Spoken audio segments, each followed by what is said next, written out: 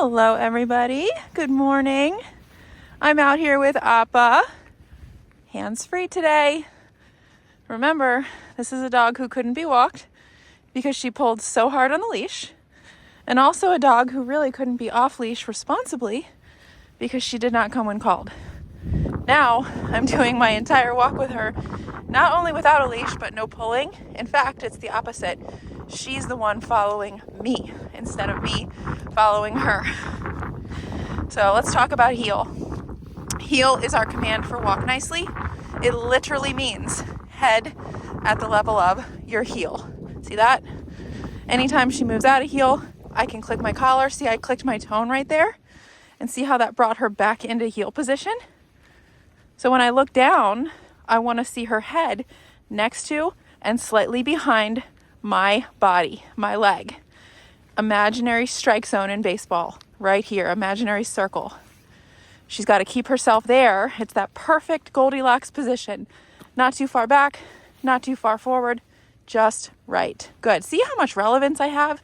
She's actually paying attention to where I'm going and following me instead of me being dragged by her. And I feel like I could walk for miles like this. It's such a nice walk. Until you experience it, you'll never get it. It's just so amazing to have this connection with a dog where you're moving together as a unit. So watch this. I'm going to click my tone here. Click it again. And there she comes. So she lost me for a second. We walked past that grass. Every now and then she'll have an old association of like old behavior. Oh, I drag. If I see something I want, I drag over there. I clicked twice on the tone here and it brought her right back to my leg. That is the training that we've done, no doubt. All right. So I was saying it's so cool to be walking as a unit like this and not feeling disconnected or like she's going to drag me down. So I'm really happy with her heel. Let's see what happens when I stop. Beautiful auto sit. I love that. So if I would have stopped and she would have kept going, I could have just clicked and recalled her back. But the fact that she stops and sits is telling me, oh my gosh, she's just paying so much attention to me. Good. Stay. We can also work on our stay, which is another thing she did not have. And the fact that she's putting herself in a down, I actually messaged her owners and asked if she understood or knew the down command because she was acting like she didn't and she was so stubborn with it.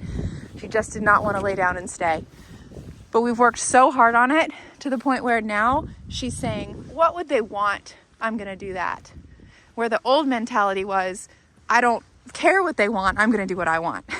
Now she's aiming to please and she's proud to do it. So notice she's in a downstay and I'm able to walk freely around.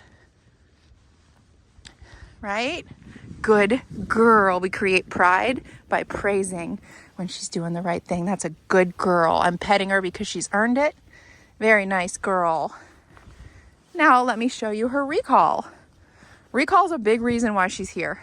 She would get out the front door and like she's not running away, but she was taking 45 minutes to come back and her owner was very frustrated. That's also kind of dangerous. So we want to make sure that when we call our dogs, they come. We want that seriousness to that. The way we do it is by training on the tone. T button here. This works up to a half a mile away. We pair it with the verbal. COME. Praise her, she's on her way. Pet her when she gets here. Let's try it out. Come. Oh, good girl. There she is. Good job. Notice she comes and sits. Perfect. She doesn't come and go past me. She's not jumping on me. She doesn't get halfway and run away again. No catch me if you can games. All right. This goes back to foundations on day 1, where we really train that recall to a stay. Every time she walks away, we start over again. So she stops walking away. Good girl. Now from here, I could either release her. I could put her back into the walk.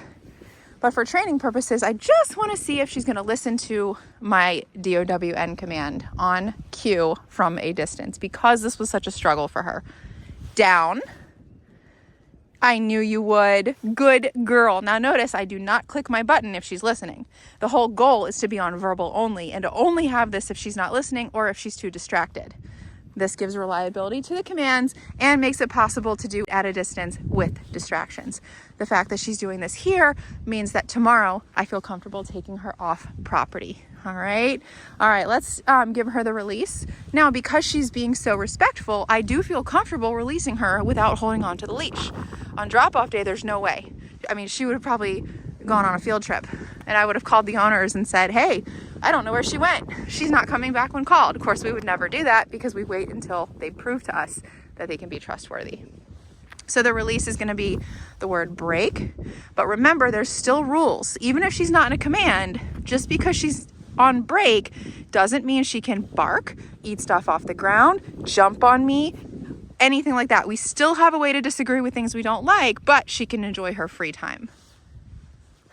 Appa, good. Break, nice work.